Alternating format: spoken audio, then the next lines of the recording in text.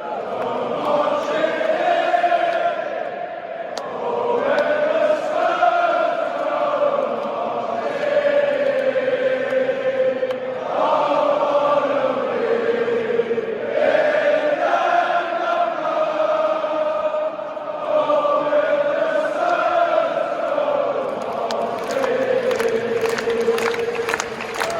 og velkommen til SpursTalk.dk.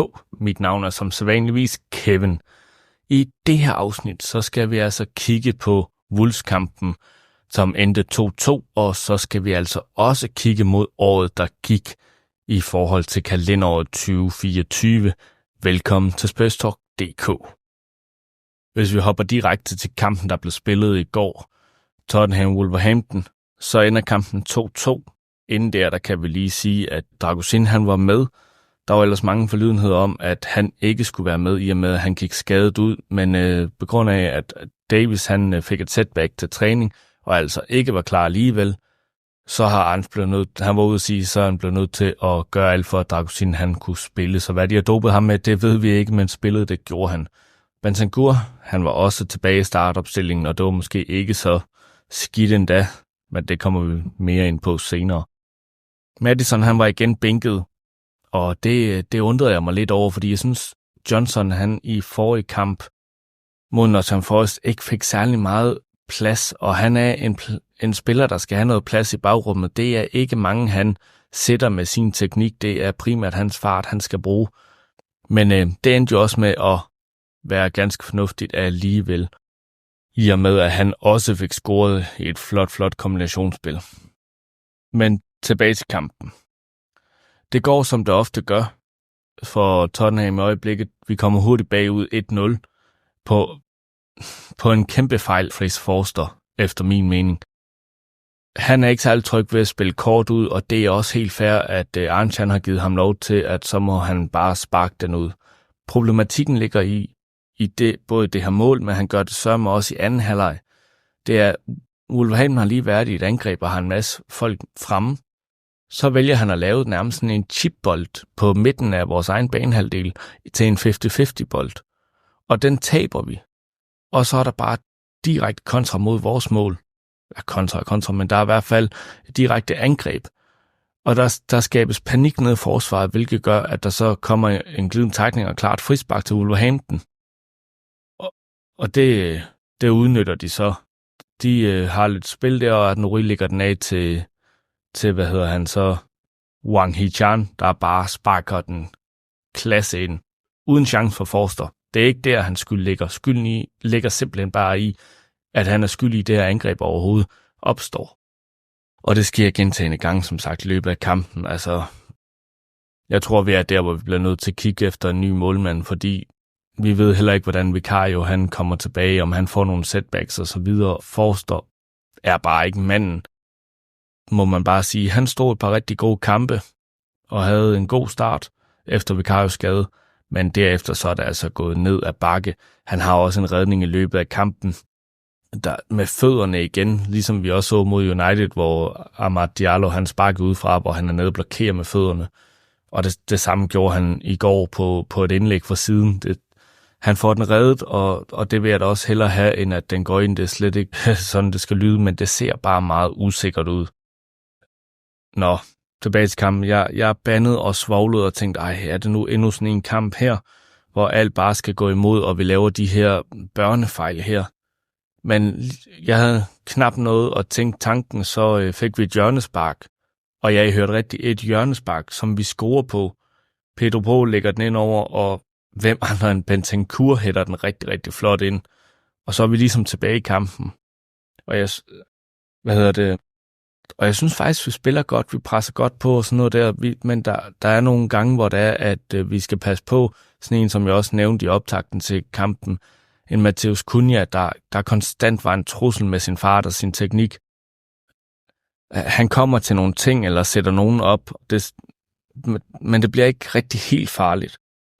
Og så inden halvleg, der får vi et straffespark, og jeg tænker, den skal Solanke bare hakke i kassen, den der. Men nej, kaptajn Son tager den, og jeg sidder og tænker, det kan da være, at han kan få lidt selvtillid ind i den. Og så er det netop, jeg kommer til at tænke på selvtillid. Det har manden ikke noget af i øjeblikket. Hvorfor sparker han så det straffespark? Og ganske rigtigt, han sparker også som en mand uden selvtillid, og sparker den over i venstre side, lige i målmandens højde. Og det ser helt skidt ud. Og man kan godt se på sådan, at der er ledet selvtilliden endnu et knæk. Og dog, fordi så ser jeg godt nok inde på sociale medier, at okay, så tror han lige, at han skal rette op på det, og så skal han bare ligge og lege driblekongen inde. Men jeg synes faktisk, at han tager noget ansvar, noget initiativ, og får skabt nogle chancer og nogle muligheder efter det her brændte straffe her. Og han er faktisk også med i kombinationsspil, for vi scorer lige inden halvlejen, hvor det er, at hvor han er med til at sætte det op sammen med Kulusevski og Johnson. Og det er jo fordi, at sådan han er med til at vinde den her bold her. Så hatten af for, at han faktisk tager ansvar og er med i det her mål her. Og så må vi bare tage hatten af. Det er virkelig flot kombinationsspil og godt sparket ind af Johnson. Og dejligt, at han også kommer i gang igen, fordi jeg synes, at det lignede lidt en Johnson, der var lige inden han begyndte at lave mål her, hvor fansene var ude med riven efter ham. Det synes jeg, han var begyndt at ligne lidt igen i hans indhop. Så dejligt, at han får scoret, og lad os håbe, at det sætter i gang i endnu en god periode for ham.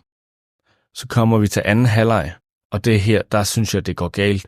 Jeg synes, vi glemmer at spille. Jeg synes, vi laver flere og flere fejl, og lader Wolverhampton komme meget mere med i spillet, end vi burde. Det skal siges, at Mathias Cunha, han går skadet ud, og der sidder man jo og tænker, yes, men så kommer en mand, som jeg ikke forstod, ikke startede ind. Jeg havde også forudset i optakten til den her kamp, at det var ham, der skulle starte ind og ligge og kæmpe med en Archie Gray og så videre. En Jørgen Strand Larsen, der virkelig er i god form.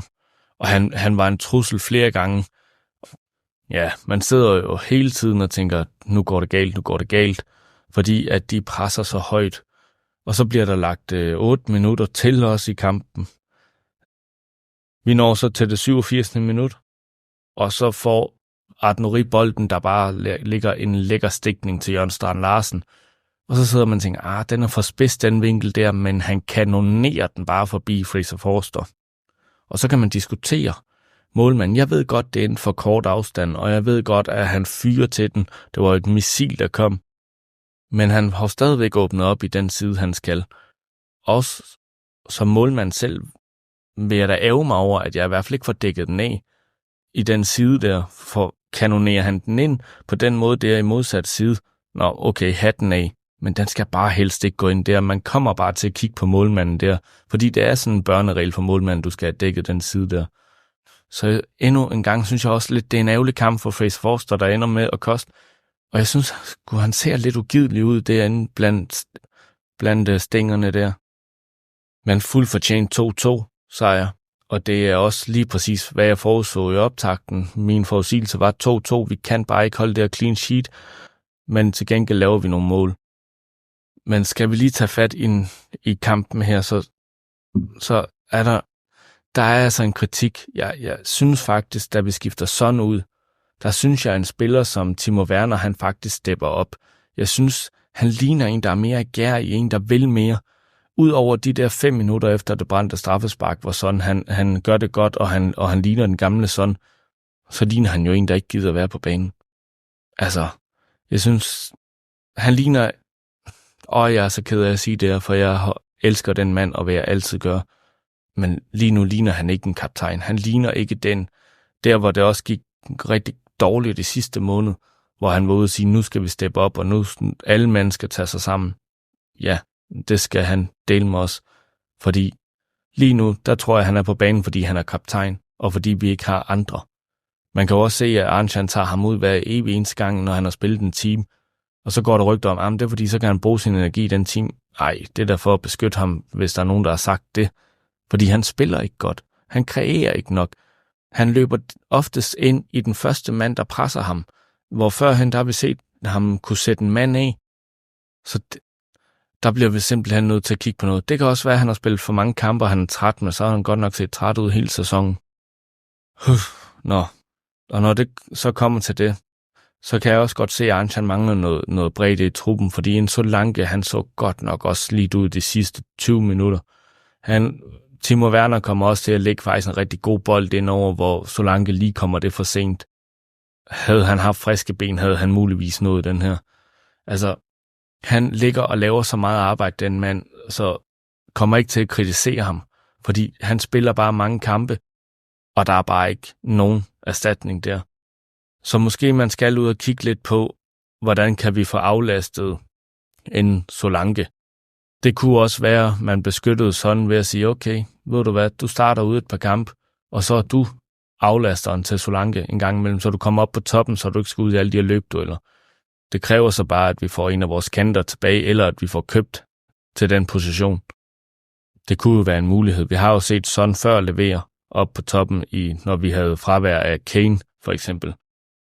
Men det efterlader altså os med kun 2 sejre i de seneste 10 Premier League-kampe, og derfor ligger vi så på 11. pladsen i øjeblikket. Det er den laveste rangering siden 2008-2009-sæsonen. Det siger altså lidt om, hvilket pres klubben, spillerne og især manageren er under. Og nej, det var ikke nogen nem kamp. Altså efter at Wolves de har fået ham her, Vitor Pereira, så er de jo ubesejret, og de har spillet med selvtillid og fremadstormenhed, og ja, spillere, som jeg forudsagde, vil gøre ondt på at skjorte også en Matheus Cunha, en Ait-Nouri, der laver 2 assist fra sin venstre side, ud fra venstre bak, og så selvfølgelig Jørgen Strand Larsen. Det var de 3 spillere, som vi udmærket godt ved har noget kvalitet, og det kom de også bare ind og vist. Den kvalitet, den har vi ikke lige umiddelbart. Vi har ikke den der spiller ud over Kulusevski, der lige kan noget ekstra. Apropos trætte spillere, så må Kulusevski også have rimelig lave batterier. Fordi han har spillet alle kampe, stort set. Hvis ikke han har spillet alle kampe. Og han spiller oftest alle minutter. Altså på et eller andet tidspunkt, så går han jo også i stykker. Jeg tror, vi bliver simpelthen nødt til at få købt ind i det her januar, og det bliver dyrt. Men ellers så må vi kigge, om vi kan leje nogle spillere, ligesom vi snakkede om i sidste episode, at en Kolo Muani fra PSG, det kunne være, at man kunne leje ham. Men vi bliver simpelthen nødt til at få kigget på at få hentet noget ind, og det siger Arne også, han siger inden kampen, ja, at det ligesom skal være januarvinduet, der skal være vendepunktet for det her, og med det ment, så er det, at der skal vi som klub være ude og hente nogle spillere, for ligesom at få dybden igen, og kunne få roteret nogen, så vi ikke spiller med trætte spillere hele tiden, og vi undgår de her skader her, og det giver jo alle sammen meget fin mening, men om man kan redde alt det i et januarvindue, det tvivler jeg på, og med Daniel Levis pengepunkt, der er spærret godt og grundigt ind, så tvivler jeg på, at det er løsningen, så måske man også skulle. Jeg ved godt, man ikke kan vinde Premier League med mælketænder, men vi vinder heller ikke Premier League i den her sæson, så måske er det også den her sæson, hvor man skal sige, okay, vi genopbygger. Hvis man virkelig har tiltroen til, at det er Arns, der skal blive ved med det her projekt her, så må man jo genopbygge det ved at så bruge nogle af de unge, man har. Og så kan det jo være, at vi lige pludselig ser en Harry Kane, et eller andet, der kommer op fra vores akademi. Vi har jo allerede Mike Moore, som er vendt tilbage nu, som forhåbentlig også begynder at få lidt spilletid. Vi har en Dorrington siddende ude.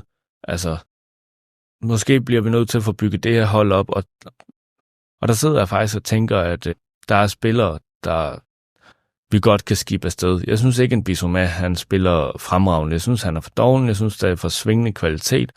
Bentancur, han har leverpostej i benene. Han går i stykker flere gange i sæsonen. Og nu har han så karantæne. Altså, måske er det på tide, at vi så siger, okay, den her sæson, Archie Gray, du rykker op på den der 6'er der, hvor det er der, vi egentlig har købt dig til. Bergvall, du får også dine minutter hver eneste kamp. Og så må Dorrington ned og spille, fordi det er den position, han spiller, sådan, så vi får de spillere kørt ind på de pladser, som vi skal, og få set den, sådan, så vi er klar til næste sæson. Så tror jeg også, at vi fans, vi vil acceptere, at det er sådan her landet ligger. Men lige nu, der stiller vi jo egentlig ret stærkt, og vi prøver på at gardere os så vidt muligt på banen for at få det bedste resultat. Men var vi nu ude og sige, ved du hvad, vi laver en genopbygningssæson. Vi skal bare have kørt de her unge spillere ind, og så er vi klar for næste sæson. Men så tror jeg også, at vi var flere, der kunne acceptere de resultater og de svingende præstationer, der har været. Men lige nu, der synes jeg godt nok, det hele sejler, og det er negativt. Og vi har virkelig brug for 3 point. Og det ser bare rigtig svært ud. Vi har været inde på det. Newcastle Arsenal. De sidste 5 kampe mod Newcastle har vi ikke vundet. Ja, de unævnlige der fra Nordlondon bliver også en svær kamp. Og specielt som det ser ud lige nu, så ved vi jo godt, hvem der desværre har overtaget. Så det er godt nok nogle spillere, de skal hente ind, hvis skuden den skal vendes. Jeg så måske mere, at man begyndte at bygge op nedefra, og så på det til sommer, og bare accepterede det sådan her, der udover vi skal selvfølgelig have hentet en forsvarsspiller, for det her, det går ikke. Men resten, det må være op til de unge, og så må vi jo, så må vi kigge på det til næste sæson. Kalenderåret 2024, det bliver sådan her, at jeg tager jer igennem noget transfers, hvor vi lige snakker om, hvad der er foregået ind og ud. Vi kommer lige til at snakke lidt om, hvad jeg sidder og tænker er årets optur og årets nedtur.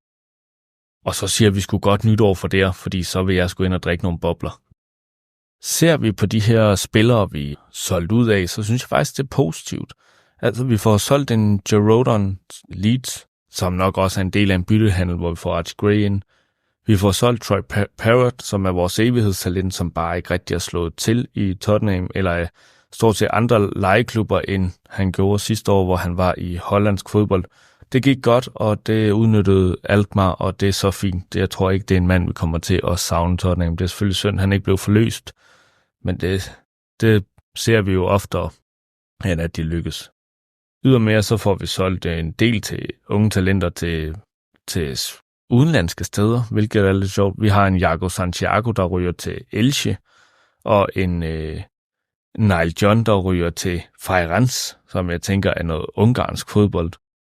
Og så har vi altså også Jude Sontobel, som for dem, der nu spiller fodboldmanager, egentlig er et ret stort talent i det her, men ham får vi altså solgt til Cordoba i Spanien.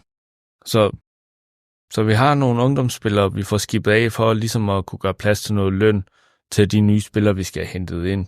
Ydermere så får vi jo solgt en Oliver Skip til Leicester, får solgt en Giovanni Lo Celso til Real Betis, og så ejer for glemme en Pierre-Emil Højbjerg, der også røg til Marseille. Ham kunne vi jo godt bruge nu. Det er ærgerligt. Jeg synes også, man så forkert dengang. Jeg synes, det var en Bissouma, man skulle smide på, ud af vagten. Men sådan blev det ikke. Og det tror jeg, der er mange, der ærger sig over nu. Jeg synes også, jeg kan se inde på Tottenham sociale medier, at fansene, der egentlig var ekstremt meget efter Pierre-Emil Højbjerg, og uanset hvordan og hvorledes kampen den gik, så var der altid Højbjergs skyld. Men nu begynder tonen at vende om Højbjerg, og man synes, man mangler ham. Og husk at nyde de helte, man har, inden de er væk. Lad mig bare sige det sådan. Men altså alt i alt et godt transfervindue, hvis vi kigger på spillere ud, fordi vi får jo også en Ndombele ud, vi skal godt nok betale nogle penge, men han er ude af vagten, det har været et kæmpe problem, fordi jeg tror heller ikke, der var nogen, der var interesseret i at lege ham mere. Så det var fint, vi fik skibet ham væk og slap for de lønkroner, så var det bedre at smide lidt i lommen på ham, så han kunne smutte. Han var alligevel ikke interesseret i andet end penge, den mand. Og kigger vi så på spillere ind, så synes jeg faktisk, vi har jo haft et godt transfervindue. Vi har købt en Rado Dragosin, som kom fra Genoa i Serie A. Han var altså rygtet til Bayern München, og der vandt vi kampen mod dem. Nej, så har han bare ikke været den der store succes der. Det er så heller ikke mange kampe, han har fået, hvor han spiller i sin rigtige side, eller han spiller sammen med en ledertype. Altså, jeg skal dog også sige, at jeg har også haft min kritik af ham. Jeg synes, han er langsom i tanke og handling, og der skal bygges på. Jeg mener også, at manden kun er 21 år, og det kan nås endnu. Men det, vi har set det sidste års tid, det kunne godt være bedre. Men altså, vi snakker om en mand, der er blevet jagtet af andre store klubber og har valgt Tottenham. Allerede der, så har man lidt plus i bogen ved mig. Ydermere så henter vi en Lukas Bergvall i januar transfervindue, som så kom til os til sommer fra Djurgården i Sverige. Og jeg synes faktisk, at han går ind og gør det godt. Jeg synes altså, at han er en fantastisk presspiller, og jeg kommer ind med noget energi, og det er sådan en spiller, jeg gerne vil se. Jeg vil hellere satse på de der unge der vil noget og vil fremme i verden, i stedet for de her lidt ældre og negative spillere, der jeg ikke synes løber nok meter. Der synes jeg altså, at vi har en spiller der er lidt ligesom en Højbjerg, bare med teknik. Altså, en, der løber med hjertet ude på brystet, og det kan jeg lige at se. Så har vi en Archie Gray, vores altmuligmand, altså som vi har købt fra Leeds for omkring 40 millioner pund, og jo, det var dyrt, men mange klubber var interesseret i ham, så det, at vi kan få ham ind, det synes jeg er fantastisk. Altså, han har allerede vist nu, at han er bare klubbens mand, han spiller der, hvor han bliver sat, og der er ikke nogen problemer med ham. Det er lige sådan en spiller, der er Tottenham værdig, altså du skal bare spille, hvor du bliver sat, og koncentrere dig om din opgave, og det gør han. Hatten af for det.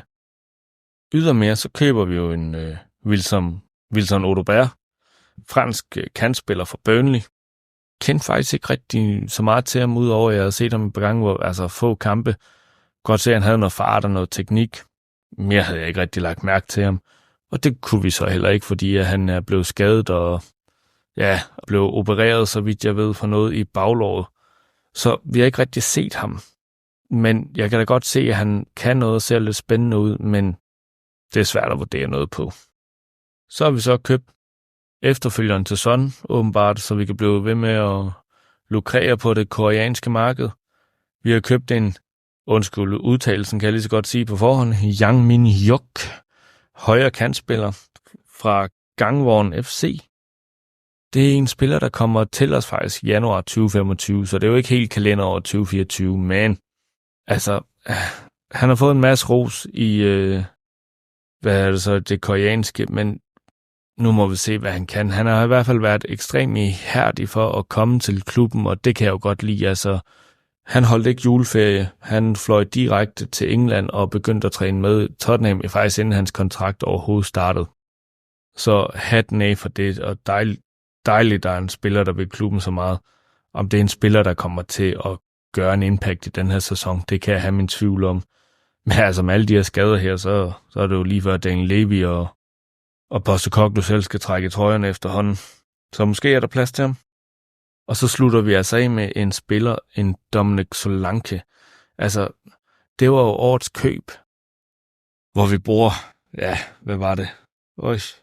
550 millioner kroner på en spiller, der har spillet godt i en sæson for et fantastisk Bournemouth-hold. Der havde jeg godt nok mine bange anelser om, at vi nu købte katten i sækken. Fordi jeg synes ikke, han var fantastisk i Liverpool. Jeg synes heller ikke, at det vi så i Chelsea og så videre, det var godt. De år, han har haft i Championship og så videre, synes jeg heller ikke har været prængende. Så 550 millioner for sådan en spiller, synes jeg godt nok for mange penge. Men altså, jeg synes egentlig, vi får aldrig nogensinde en Harry Kane 2.0. Sådan er det. Vi kan lige så godt lade være at sammenligne de to. Men jeg synes, han har en fantastisk arbejdsindsats. Jeg kunne dog godt tænke mig, at Ange, han lod ham, lod ham være lidt, sådan så han ikke behøvede at arbejde så meget det pres der, sådan så han havde energi til at være inde i feltet der, hvor han skal være. Fordi vi så i kampen i går, hvor træt han så ud de sidste 20 minutter, og der har han altså bare spænet rundt. Vi så selv, da han gik og humpede lidt til sidst, der blev han ved med at være der pres her. Så en dejlig hårdt arbejdende spiller, men vi skal også passe på ham, fordi det er den eneste mand, vi har. Men jeg synes, han har gjort, hvad der kan forventes af ham, og med al det rotation, der har været i truppen, så synes jeg, det er fint. Jeg venter med at vurdere ham til 2025 kalenderåret. Så for mig at se, så har det været et okay positivt transfervindue. Jeg er ikke en af de kritikere, der er ude og sige, at mælketænder, det er ikke det, vi skulle have hentet ind. Jeg synes, det er en rigtig fin, fin ting at gøre, at man køber to spillere, der har noget erfaring i Dragusin og i Solanke. Jeg ved godt, Dragusin er stadig ung, men han har spillet Serie A og er 21 år, 22 år, spiller på det rumænske landshold. Jeg synes, det er så fint, og så supplere med unge spillere, fordi vi skal have bygget et nyt hold op, og det gør vi altså bedst muligt med de her unge spillere her, og så supplere lidt med lidt ældre. Så for mig at se, fint. Om vi rammer plet med dem, det er jo så spørgsmål. Det er jo svært at sige nu. Men selve tanken bag, stor fan af. Så hopper vi til årets nedtur og optur. For min side i hvert fald. Og vi starter altså lige med det negative, så vi kan slutte af positivt, inden nytår det går i gang. Det negative for mig i 2024, det er, at vi vi ser til starten af tendensen til, at vi har de her svingende resultater her. Vi har meget svært ved at få de her lette sejre over de små hold. Det har vi jo altid haft, og der går også den her Dr. Tottenham og så videre, som spiller lidt ind en gang imellem. Men det er jo ikke bare kun mod de små hold, vi struggler her en gang imellem. Altså, vi får jo selvfølgelig vores point, og vi slutter på en flot 5. plads. Men det, jeg nok tager mest med mig, det er, at i slutningen af sæsonen, der begynder jeg at se en tendens til, at Arnsch han bare er læst. Vi var begyndt at kunne kigge lidt ind i en top 4-placering, hvis vi kunne vinde nogle af de her kampe, vi havde mod de store hold. Vi har jo en april-maj måned, hvor vi møder Newcastle, Arsenal, Chelsea, Liverpool og Manchester City. Og det er jo kampe og hold, som, hvad skal man sige, vi måler os op imod. Vi måler os mod de her store hold her, og mener selv, vi er blandt deroppe. Men så skal vi altså også kunne være med der. Så ikke nok med, at vi er i en bølgegang mellem de der mindre hold her, så får vi altså også røven på komedie mod de store hold. Jeg kan lige tage jer hurtigt igennem den. Det er lige slutningen. Det er de sidste 8 kampe, der er i Premier League. Der tager vi til Newcastle 4-0. Vi bliver blæst ud af banen. Vi taber 3-2 til de røde unævnlige fra London. Så taber vi 2-0 til Chelsea. Og så taber vi altså også 4-2 til Liverpool. Så vinder vi lige en kamp 2-1 mod Burnley. Så den formår vi heller ikke at blæse banen og vinde en sikker sejr over. For så at vi taber til et Manchester City-hold 2-0. Og så slutter vi lige godt nok med en sejr mod Sheffield United, inden vi går på sommerferie. Men det siger jo lidt om, at alle de hold, vi gerne vil måle os med, de er langt foran os. Det er for nemt for dem at score mål mod os. Det er jo ikke 1-0, de vinder eller noget, og vi har svært ved at være med i de her kampe. Og det er nok det, jeg husker 2024 mest for. Det er, at min begejstring for Arnsch, den fadede langsomt ud, fordi jeg havde lidt beskyttet ham i de der måneder der, hvad skal vi sige, november-december i 2023, fordi at han havde den her famøse kamp mod Chelsea, hvor alt bare gik galt. Alt, hvad der kunne gå galt, gik galt med skader til Mickey van de Ven, karantæne til Romeo, og jeg husker alle dem, der gik ud. Det var jo helt vanvittigt. Så jeg havde beskyttet ham lidt i forhold til, okay, det starter rigtig godt, nu har han en masse skader, lad os nu lige vende tilbage til der, hvor vi starter, når vi får alle mand tilbage. Men lige siden 2024 har resultaterne bare gået op og ned, og der har ikke været noget kontinuitet. Og vi har det bare rigtig svært med folk, der har hurtige løber op foran, og det har alle hold stort set bare i dag, fordi det er jo mere atleter, vi finder i dag. Det er jo ikke alle, der spiller med en Solanke, som vi gør foran, eller en Chris Wood i Nottingham Forest. Der er altså blevet flere og flere af de her hurtige løber her, og dem har vi bare svært ved med vores spilstil og kunne håndtere. Så jeg tror, det er spilstil og erkendelsen af, at en mand i Arnsch, jeg egentlig var helt vild med i starten, bare nok må indse, at jeg er ikke på Team Arnsch. Jeg synes, det har været synd med alle de skader og så videre, men jeg savner en plan B. Og det er nok det, der er negativt for mig i år. Samtidig med, at en kaptajn Son, som har været min yndlingsspiller i Tottenham, selv da Kane var der, langsomt fader ud og bliver til ingenting for Tottenham. Altså, fair nok, at du ikke laver de mål, men hvor er arbejdsansatsen og alt det, vi så førhen, og det der lidt ekstra overskud, han havde. Det er synd at se på Son, der ligner lidt en knækket mand i øjeblikket. Så det vil jeg huske negativt for 2024.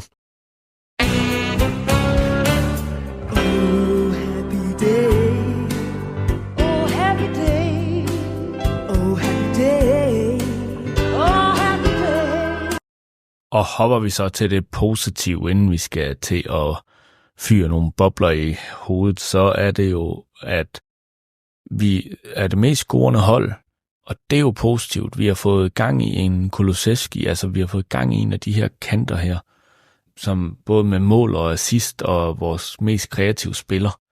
Ydermere har vi fået gang i en Brian Johnson, som vi ikke rigtig, altså som fans var begyndt at skrive dumme beskeder til, og lade endelig være med det, fordi det er der ikke noget, der bidrager til noget som helst. ydermere, så synes jeg, at det er fantastisk at se, at vi begynder at købe ungt ind, altså en Archie Gray, en Bergvall og så videre. Det kan jeg jo godt lide at se, at vi også bekymrer os om fremtiden. Og nej, så vi kan jo ikke snakke om de har slået til endnu eller ej, fordi det var slet ikke meningen, de skulle have så meget spilletid i den her sæson. Det har de så fået, og det kan det være, at vi høster frugterne af det til næste sæson. Det må tiden jo vise. Men det mest positive, det er jo, at vi stadig er med i alle turneringer. Vi er jo med i Carabao, hvor vi møder Liverpool her lige om lidt, og så er vi altså også med i Europa League. Og så er vi selvfølgelig med i FA-cupen, den er vi jo ikke rigtig gået i gang med endnu. Her møder vi Tranmere, og så må det ikke også, at vi forhåbentlig tager dem og går videre derfra. Så kan man diskutere, om man er med i Premier League. Det er vi jo, men vi er ikke med der, hvor det sker. Men jeg synes egentlig, at det er det positive i år. Hvis man lige graver lidt dybt, så er det de ting, vi kan fokusere på. Er, at vi har handlet ind til fremtiden. Det har vi jo set andre klubber ikke gøre, og for eksempel Manchester City, som ikke har købt ind, og nu lider under, at de ikke har fået handlet rettidigt. Så det er positivt.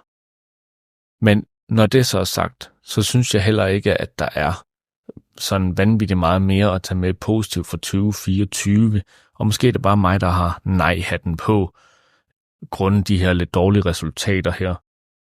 Jeg tænker, at vi hopper videre til, hvilken ønskeliste jeg så har for 2025, og det er faktisk, at vi begynder at selvfølgelig, som Arne siger, kigge ind i transfervinduet her, og det skal så være, at vi går ud og køber en ny centerback. Det kunne for eksempel være en Marc Guéhier, eller hvad han hedder, fra Crystal Palace. Mange store klubber ude efter ham. Chelsea har været nævnt et hav af gange. Kan vi få hentet ham ind og bare få spyttet penge ind, så ser jeg det virkelig positivt. Vi bliver simpelthen nødt til at få en Premier League-proven spiller, og ellers så skal vi i hvert fald finde en med rigtig, rigtig meget fart. Det vil jo være ønskescenariet. Og når vi så er der, og nu mister jeg halvdelen af jer, for jeg ved, at man er meget Arne in og Arne out. Jeg kan ikke se, at Arne han har den store fremtid her efter sommerferien, fordi når han selv udtaler, at han ikke har nogen plan B, og han kun kører med den her plan her, så har jeg meget svært ved at se, hvordan vi skal blive bedre mod de store hold, som jeg lige har nævnt, vi jo bare tabte i flæng til i sidste sæson, og hvor vi heller ikke er med i den her sæson. Så derfor så ser jeg jo et ønskescenarie, der hedder, at Poch han kommer tilbage. Han har bevist, at han har kunne levere med de her unge spillere her. Han udviklede Dele Alli, Christian Eriksen, og Son han var jo også ung, da han var under, Pochettino. Så kan vi få ham ind igen. Det vil jeg se som ønskescenarie. Og det er jo helt fair, hvis I ikke er enige derude, så er I jo mere end velkommen til at skrive ind på Spurstalk.dk's Instagram eller Facebook-side. Det er jo det, der er fedt ved fodbold, det er, at vi kan diskutere det. Og så kan det være, at man kan få åbnet nogle horisonter og sige, sådan havde jeg ikke lige tænkt på det. Men ellers så kom der ind med dit bud på, hvordan og hvorledes du ser det mest positive og negative ved kalenderåret 2024. Mere har jeg egentlig ikke på programmet, og så er der ikke andet end at sige en godt nytår derude. Det her, det var Spurstalk.dk.